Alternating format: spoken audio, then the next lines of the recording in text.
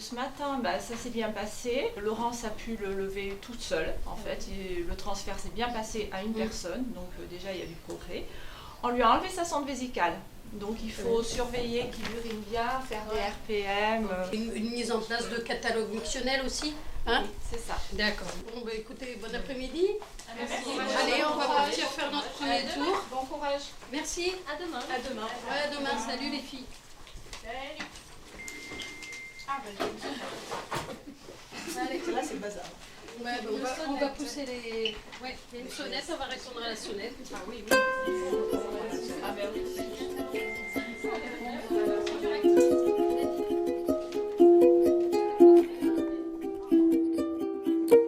Elle boutonne sa blouse comme chaque matin machinalement. Le soleil se lève à peine, elle s'étire un court moment.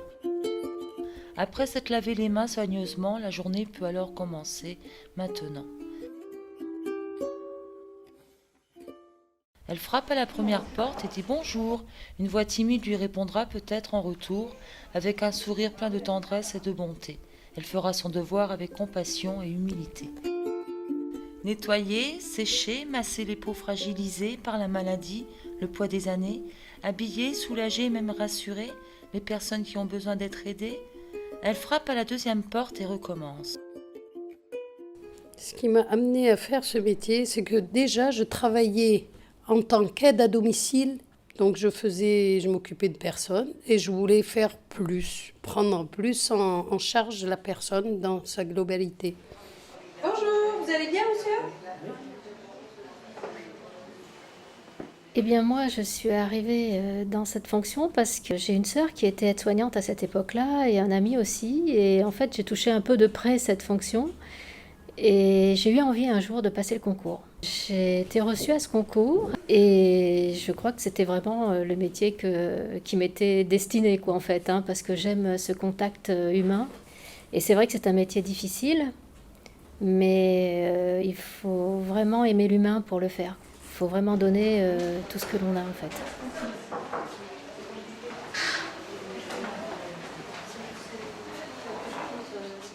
Alors moi, je suis venue à ce métier parce que, au préalable, j'étais déjà dans un métier en contact avec des patients, enfin c'était plutôt des clients, mais je voulais plus l'approche au niveau des soins.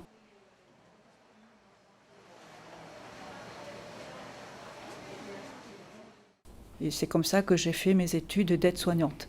C'est une reconversion. Et bonjour. Bonjour. Comment ça va? Mais on ne peut mieux, Alors notre service, c'est le service de rééducation qui est situé à l'hôpital Jean Rovérol au premier étage. Le service est en deux ailes, l'aile A et l'aile B. Nous avons deux secteurs.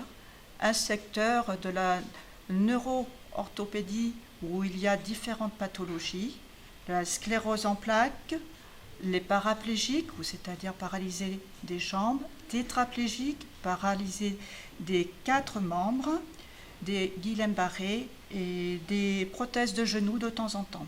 De l'autre côté, dans le secteur neurovasculaire, c'est ce qu'on appelle en abrégé AVC, accident vasculaire cérébral. Entrez. Bonjour monsieur Rousseau. Bonjour. Monsieur Rousseau. Bonjour. Comment ça va? Ça va. Des petites douleurs, mais ça va. Ça va. Bon, je vous laisse la petite chemise pour la Bien nuit. sûr, voilà. C'est des douleurs où que vous avez? Toujours à ma jambe droite. Toujours à la jambe qui vous fait mal? Qui fait mal un peu. Elle a travaillé aussi ce matin. Elle a travaillé, oui, mais d'ailleurs vous allez me faire travailler un peu là. Je vais vous demander un petit peu de... Vous lui en demandez encore quoi? Oui, jusqu'au bout. Ah, jusqu'au bout là, à fond. Et oui. Eh bien alors on y va? Tout à l'heure, je vais remplir la carafe pour Merci. que vous ayez de l'eau. Merci. J'enlève la table. Après l'effort, le réconfort. Voilà. Voilà. Allez, on prend le déambulateur. Je vais chercher de l'eau. C'est bon là? Je vous laisse travailler. Allez. C'est bien, monsieur Rousseau. Il y a des progrès. J'étais pas là de quelques jours, quand même. On le voit. Hein. Moi je dis qu'il y a de mieux en mieux quand même. Hein. C'est drôlement bien ça. Et ces escaliers, vous arrivez à les monter? J'en ai fait une fois, oui. Je n'ai pas commencé. Attendez, hein, je vous baisse un petit peu le pantalon. Hop, Voilà. Dites plutôt qu'elle va être à vos pieds. Voilà. Voilà. Oh. Allez, on vous suit. Florence, quelles sont vos missions dans ce service? Les missions dans ce service sont de pouvoir redonner le plus d'autonomie au patient par rapport à son arrivée. Nous, ce qu'on souhaite le plus possible pour le patient, c'est qu'il retourne chez lui ou dans son lieu de vie d'avant avec le plus d'autonomie, qu'il ait le moins d'aide possible à avoir de l'extérieur. Donc ce qui fait qu'il arrive, c'est vrai, dans un état diminué, et on a vu des patients miraculés, comme on dit. On ne s'attendait pas à ce qu'ils repartent en marchant, ou revoir le progrès qu'ils peuvent faire, qu'ils deviennent le plus autonomes possible. Pouvez-vous nous raconter le pire et le meilleur moment de votre carrière? Le pire, je dirais, moi, c'est lorsqu'il y a des décès. Oui, c'est ce que j'allais dire, c'est la mort. C'est la mort, bien sûr. Hein, quand un patient décède, on est toujours très triste, et puis ça nous atteint en quelque part. Et puis il faut s'en occuper. Donc il y a aussi une toilette mortuaire à faire, il y a aussi l'accueil de la famille. Donc c'est un moment très difficile. Très douloureux. Très douloureux. C'est assez fort, Et le meilleur, c'est lorsque les patients arrivent vraiment très très mal, hémiplégiques, très dépendants. Et au bout de, je dirais, 2 mois, 3 mois, lorsqu'on les voit debout, lorsqu'on les voit commencer à être autonomes à l'alimentation, se servir d'une canne, et puis retrouver la joie, parce qu'en fait au départ ils sont très déprimés, ils n'y croient pas, ils veulent mourir, et petit à petit, lorsqu'ils commencent à se rendre compte qu'effectivement ils commencent à récupérer, et puis tout ce travail qu'on fait autour d'eux, tout cet encouragement, et là on est dans la joie. Est-ce que vous avez besoin de quelque chose? Non, ma foi, j'ai ma petite eau à boire. Donc, Vous avez tout ce qu'il vous faut. Vous essayerez de marcher avec le déambulateur tout à l'heure? oui, j'ai l'intention de descendre au premier, voir s'il n'y a pas d'autres journaux. Vous aurez quelqu'un pour vous accompagner? Mais j'ai l'intention de descendre toute seule. Motivée, Bien sûr, mais bien sûr. Un visage s'illumine rien que par sa présence. Parler, redonner confiance et dignité aux personnes que la vie a blessées. Vous voulez que je ferme la porte, Christian? Non, merci. Non, ça va. D'accord. Merci. Derrière chaque porte, il y a une personne à part entière, un être humain unique, avec ses joies et ses colères, qu'il osera exprimer si la complicité s'invite naturellement, avec l'habitude de la voir arriver régulièrement. On se demande comment vous vous organisez avec ce métier qui est très prenant et votre vie privée. C'est un peu compliqué, parce que même dans notre vie privée, on a parfois un peu de mal à couper le contact. Et quand on quitte le service, des fois, on sait qu'on risque d'être rappelé. Et puis comme disaient mes collègues, ce sont des patients, ce sont des êtres humains. Donc moi je sais que je ne me sens pas dire non, je ne peux pas venir. Il y a le patient qui est dans le lit, qui a besoin de nous. Avec certaines personnes, lorsque on écoute un peu tout ce qu'ils ont à nous dire, leur vécu, leur détresse, des fois on en emporte un peu à la maison, en fait, ça déborde.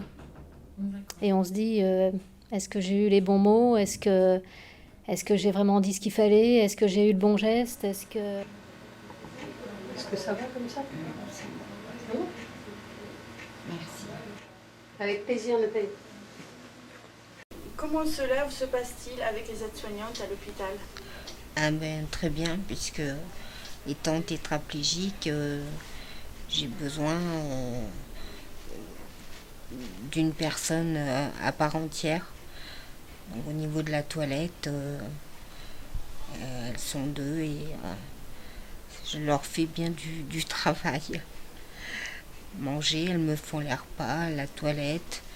Ça fait 2 ans que je suis là. Donc les aides-soignantes, ici, je les connais bien. Il y a un rapport humain qui est vraiment bien, parce que elles ont tout le temps le sourire.